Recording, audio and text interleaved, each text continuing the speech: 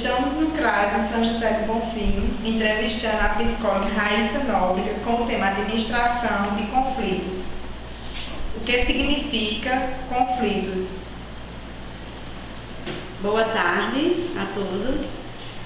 Conflitos significa oposições de interesses, de ideias, de pensamentos.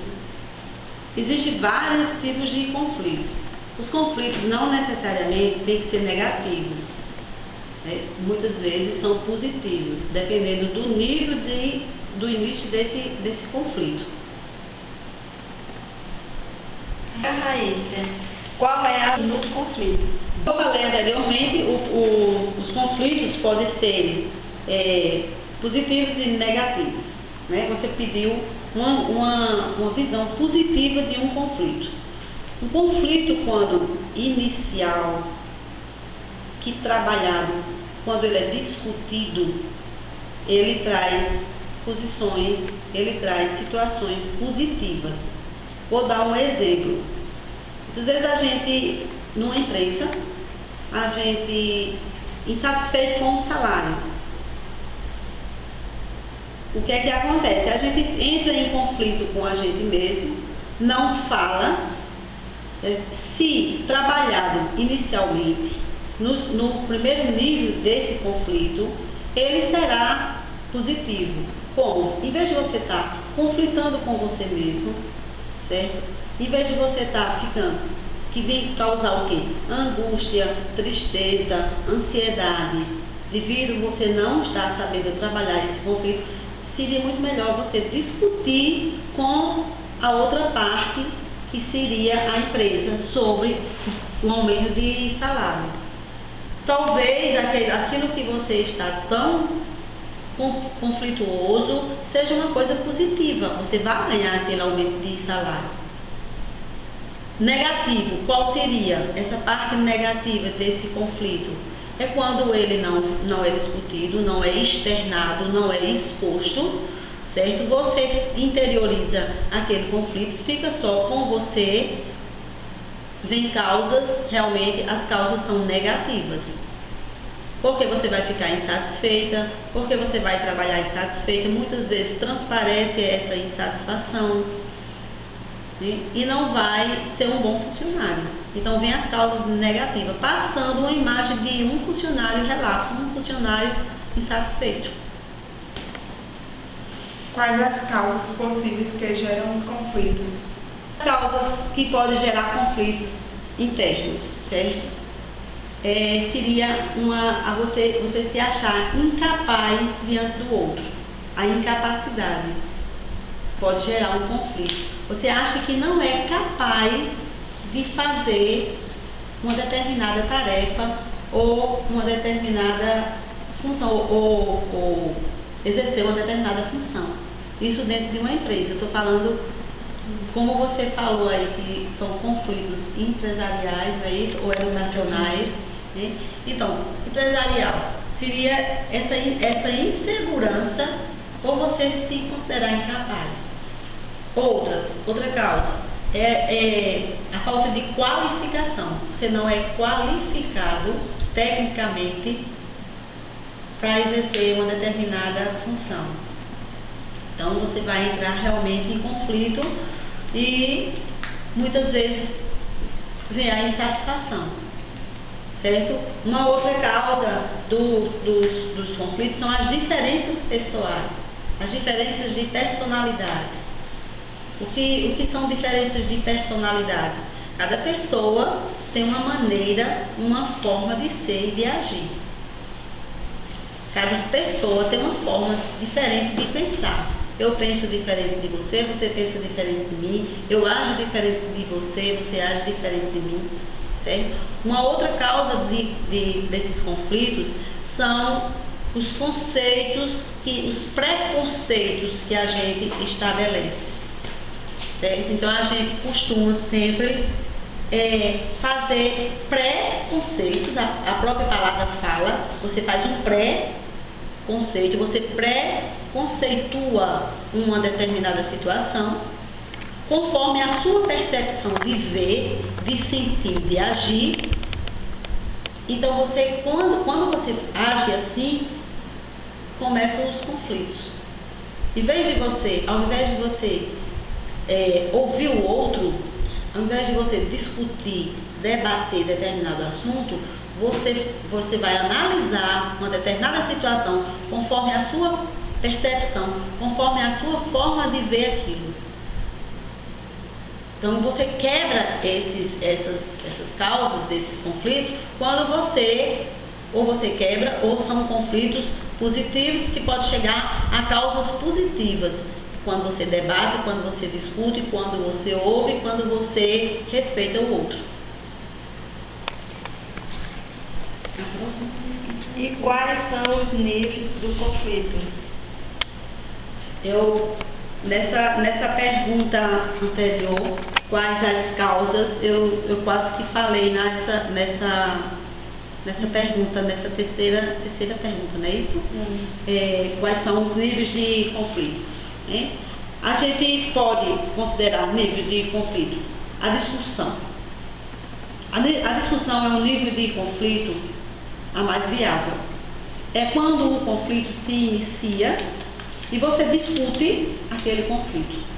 Então, ele está num estágio, digamos assim, ele está num estágio de discussão. Você está ouvindo o outro, você está respeitando o outro. Um segundo nível de conflito seria o debate. Você já vai debater aquele conflito. Ele é um pouco parecido com o primeiro nível, que seria a discussão, certo? Só que com várias opiniões, certo? Um terceiro nível de conflito seria a façanha. O que seria façanha em conflito, né?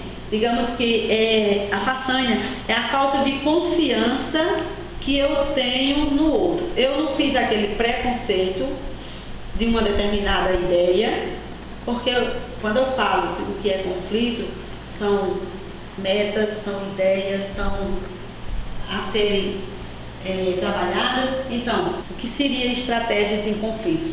São as ameaças, as punições. Digamos assim, numa empresa, eu tenho um determinado conflito, eu tenho uma determinada opinião sobre um assunto, eu não falo, certo? Porque se eu falar sobre isso, eu posso ser punida. Eu vou me sentir ameaçada, vou ser transferida para um determinado setor. Isso acontece muitas vezes nas grandes empresas. Uma empresa, quando é menor, não acontece muito isso. Vamos lá para o lado educacional, certo? O aluno, diante do professor, às vezes ele tem a opinião dele. Ele não fala com medo de ser punido, de ser ameaçado, relacionado. O professor pode até criticá-lo. Isso aí o aluno fica com aquilo dentro dele, aquele conflito dentro dele, não fala, por quê? Porque ele vai ter medo de ser punido ou ameaçado.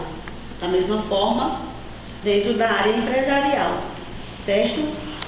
Outra coisa, nesse estágio aí, nessas ameaças, fica difícil a comunicação. Veja que a comunicação, no caso empresarial, a comunicação entre o chefe e o funcionário, essa comunicação está um pouco difícil, né? Porque no conflito, no primeiro nível, houve uma discussão, então houve uma abertura de diálogo. Já quando a gente vai chegando já para esse sétimo, oitavo nível, que já no final mesmo de ter como resolver, a coisa fica mais difícil, porque a comunicação está dificultando, certo? E existem vários tipos de conflitos. Quais são? Existem os conflitos, primeiro, os latentes. O que seriam os conflitos latentes? É aquilo que está guardado dentro da gente, que incomoda a gente, mas a gente não sabe o que é. O que é uma coisa que está em latência? É como se estivesse adormecido. É uma fase que a gente chama fase de latência é aquela fase que está ali guardadinha e então ele incomoda. Tem aquele dia que você diz assim, hoje eu estou triste, não sei porquê, eu não sei o que está acontecendo comigo, eu não estou bem, certo? No fundo, esse conflito, todo o conflito é muito subjetivo e por ser assim, ele existe essa primeira fase, que é a fase de latência. Você não conhece, você não tem assim, você pode até saber, mas você não tem assim, mas ele não, se não, assim, ele não for muito gritante, ele não vai incomodar. Se você souber lidar com aquilo ali, ele vai passar, deixa pra lá, aquele dia que passou, foi triste, no outro dia você está bem. É um conflito que você, o latente. Existe um outro conflito que a gente chama o conflito percebido. Eu percebo, eu sei que existe, não está me incomodando não, tudo bem. Um exemplo, estou ganhando pouco, não há nada que me prejudique. Eu percebo, não percebo? Existe um outro nível que seria, no caso, o conflito sentido. O outro sente o que eu estou passando, aquele conflito que eu estou passando. Porém, às vezes a gente fala para o outro assim, fulano, eu estou insatisfeito com isso. Ele diz, eu já vinha percebendo, não é? Mas nada que incomodou. Existe um outro conflito que seria, como que a gente fala, do conflito manifesto, né? Ele é tratado, ele atinge o manifesto, é um conflito percebido, digamos assim, mas que atinge o outro, certo? Então ele é um manifesto porque ele atinge a outra parte, atinge a mim e atinge você. É o conflito manifesto, né? E por fim, aqueles conflitos que são causados muitas vezes por terceiros, né? Aqueles conflitos que não foi assim você que causou, porém incomodou você. São esses conflitos aí que são os tipos de conflitos. Não sei se ficou claro, se deu para vocês entenderem. Qualquer coisa vocês podem fazer alguma pergunta, podem questionar, certo? Sobre isso, se ficar alguma dúvida, tá certo? Tá bom. E quais são as áreas que podemos identificar os conflitos? São várias as áreas, né? Uma primeira área que a gente pode identificar os conflitos. Existem os conflitos interpessoais, existe que são entre pessoas. Existem conflitos, vamos lá, as áreas. Pode ser familiar, pode ser uma área social, pode ser uma área, digamos, tradicional. O pessoal está inserido na área social, certo? A igreja, a escola, a comunidade, os vizinhos. Na área empresarial, no meu trabalho. No social entra os amigos também, é uma outra área que a gente pode entrar também em conflitos. Então, todas as áreas em que a gente convive, pode acontecer os conflitos. Porém, existem conflitos que são naqueles níveis que, quando não são discutidos ao se iniciar, eles se tornam negativos. Certo? Quais as consequências do conflito? As consequências dos conflitos dependem da área em que esses conflitos acontecem. Vamos dizer, quais as consequências de conflitos quando acontece com a criança na escola? Vocês que são educadoras sabem melhor do que eu, sabem? O que é que acontece quando a criança está em conflito? Vamos lá, dizendo. Fica irritada a criança. Irritabilidade a criança, déficit a aprendizagem, falta de comportamento. Comportamento agressivo, A baixa frequência escolar, a criança começa a faltar à escola, a não querer ir à escola, certo? Então, são causas que acontecem, as consequências que acontecem devido aos conflitos não resolvidos quando de início. Então, dependendo da área em que acontece esse conflito, digamos que interpessoal, marido e mulher, são danos quando existem conflitos que não são resolvidos, são danos quase que irreparáveis, certo? Mãe e filho, relacionamento entre filhos e pais, se não trabalhado no início, se não buscar ajuda no início, o que é que acontece? Pode acontecer danos que poderão ser solucionados no futuro ou não, dependendo da gravidade daquele conflito, de como você deixou chegar aquela situação, até onde aquela situação chegou e eu poderia ter feito alguma coisa e não fiz, certo? Então, vocês professores, vocês educadores, nós cuidadores, nós construtores de personalidades, né? Nós temos